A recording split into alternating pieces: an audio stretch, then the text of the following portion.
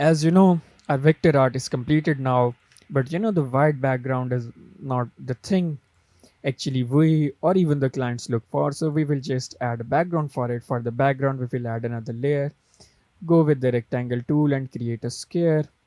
And here it is. Then we will go towards outline, add an outline. Black color will work fine. Increase the stroke of it. And here it is. And one thing you need to know is you have to actually duplicate this layer by moving it towards this part. The layer gets duplicated, and here you have to turn the color off. Here it is. So this is going to be your frame, and this is going to be your background. Now for the background, you can obviously go for a gradient, maybe something like this, or a 4-color gradient. This looks good, but still we are going with the circular gradient, and we will modify colors like this, and something like a blue maybe. Yes, so this is fine for me. Maybe only a bit of the green there. So this is comparatively good, I would say.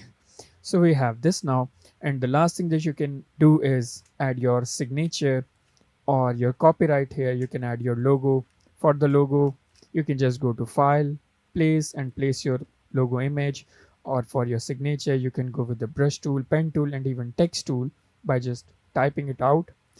This was all about making the vector art, and you have done it. Congratulations, you have learned how to do it, and this was pretty much it.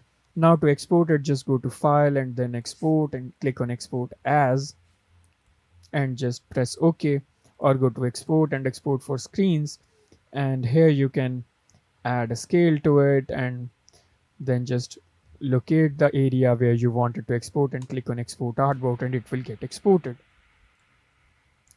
So this was all for this learning session.